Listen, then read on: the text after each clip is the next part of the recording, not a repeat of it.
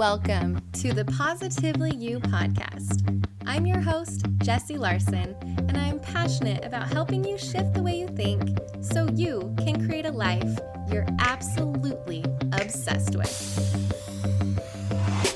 Each week, I'll be bringing you a guest or a thought that's going to help you feel more optimistic and equipped to take real action. Get ready to push past limiting beliefs, ditch that negativity, and start showing up as the best and most positive version of you. Girl, let's do this.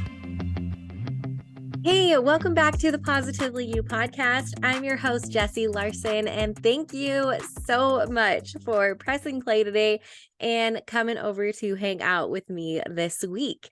So I want to just dive right in because I had a thought and a couple conversations actually this week that I didn't want to keep to just me and the people that I had those conversations with, but I wanted to come on and share them with you because it was a really, really good insight that you should hear.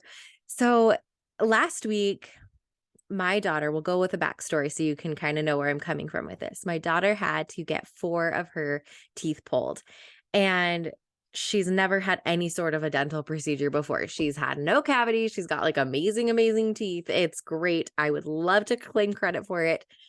You know, I'm just this absolutely amazing mom at their dental care and just pat myself on the back.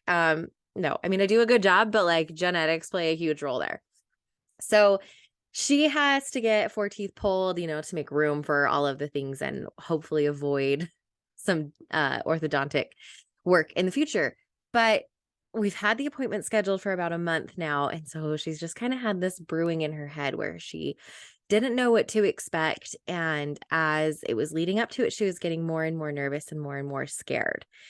And the night before, I was actually gone and Connor was at home with her, and he could tell that she was getting really, really, really nervous and that just something was off about her. And so he kind of pulled her aside and said, like, hey, are you okay? What's going on? Are you scared about tomorrow? And she just unloaded with like all of these questions. Like, I don't know what this means. Why do I have to get it done? What are they going to do? You know, she had no idea going into it, like anything. And number one, let's talk about that. Sometimes the biggest fears that we have in life is the unknown, right? Like if we're going into a new situation, we've got something in our future that we're looking forward to, but we're not sure. We want to try something new. It's this unknown that terrifies us so much. And sometimes we can alleviate that fear a little bit by going to somebody who might know that we can ask questions to, right? And just like her, we might think, well, those questions might be dumb, or I don't even know the right questions to ask. But going to someone who can maybe help shine light on the unknown, or someone that's been there before us that can help us to alleviate some of that fear and that stress of like walking blindly into something. I think we have experiences in our life so often that are like that, where we don't know quite what we're getting ourselves into, or it's a scenario that we find ourselves in, or a circumstance that we've never been in before. And we are terrified because we just don't know. And I think that's okay. It's okay. And I was proud of her for, you know, she had to be prodded a little bit, but I was proud of her for opening up and saying like, yeah, these are the things that are making me nervous, and I need some help understanding and like shine some light on some stuff for me. So it's just not this big black space of unknown and fear for me. So after they had a conversation together and they talked about her fears and everything, she was still scared. Right? It didn't magically fix everything where she was like, okay, great, perfect. Like I'm ready to go. I'm gonna do this and I'm super excited now. And the next day, as we were driving over to her appointment, we got talking about that a little bit. And I said, we talked about the idea of bravery. And she was like, I don't feel brave. I feel scared. And I told her that all brave people feel scared, that you actually can't, it's impossible to be brave without being scared. Because if you're not scared, you don't have to like call on that courage. You don't have to lean into that bravery part of yourself if you're not scared, because then you just do it and it's just a thing. It's not a big deal. And so in order to claim that bravery part of you and to put that on and say, I'm going to be brave, by default, you are scared. But you are choosing to say, I am scared. I'm going to move forward. There's still some unknown. I still feel unsteady. My hands are shaking, but I'm going to be brave.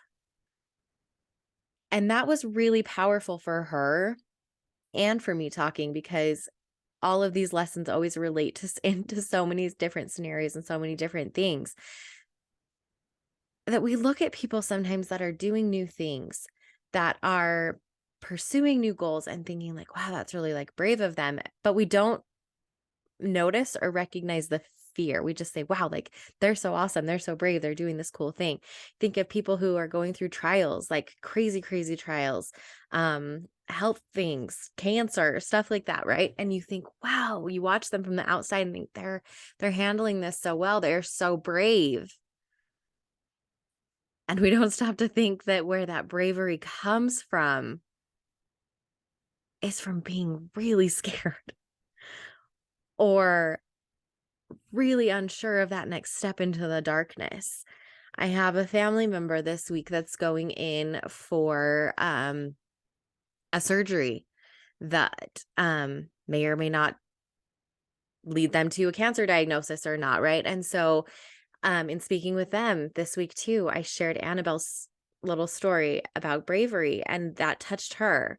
And she was able to say, oh my gosh, I needed that, because I could tell she was so scared. And saying like, putting on a brave face doesn't mean pretending you're not scared. And it doesn't mean that you're like, I've got this. I've got this. So many times with trials, right? We just want to be that person that's like stoic and like, it's fine. I've got this. And I think it's great to be like, I've got this and I'm going to be brave, but like, holy shit, I am scared, right? Bravery and fear, bravery and that's being scared, they are partners like this. You can't be brave without being scared. And so if you're scared about something right now, if you're nervous about taking a step, if there's something unknown that is scary to you, if you're living in some sort of an imposter syndrome, if there's a step you want to take, but you're unsure, it's dark ahead, whatever it is in your life that might feel like scary, not to like beat this word down too hard, but I want you to know that like that's an opportunity for you to really lean in and say, okay, I get to pull out this bravery piece of myself. And it might be a piece that I don't use very often, that might be a little bit rusty, but I'm going to use this opportunity to be brave and to show my bravery and to push through and to work. And gosh dang it, fear is going to be right next to me in the seat, in the passenger seat, because I need that in order to be brave. Otherwise, it's just a walk in the park and, there's nothing to it. So that is my thought for the week, my little pep talk for you, if it were, about bravery. I know that we're all doing scary things, that we've all got things in our lives that make us nervous, that make us hesitate, that we don't know if we really can do it, that we don't know if we really want to do it, but sometimes we have to, right? It's okay to be scared. It's totally okay to be scared. I think, especially as grown-ups, as adults, I always say grown-ups because I have kids, but we think that like we should be past that. We should have grown out of being scared of things. No, we shouldn't.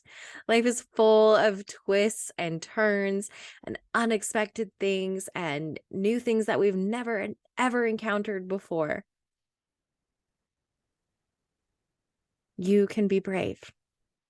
You can be scared and terrified and brave at the same time. So I hope that whatever you're facing this week or this month or this year, whatever it is that might be causing that anxiety to rise a little bit, or that doubt to creep in, or that just fear, that this gives you a little bit of that power and that belief in yourself that you can do it, and that you can lean into that bravery. All right. So I know that pep talk helped at least 2 people, so I wanted to share it here. Maybe it will help you as well. If you would love to continue the conversation with me, I would love to continue it with you. Hop on over to Instagram and slide into the DMs.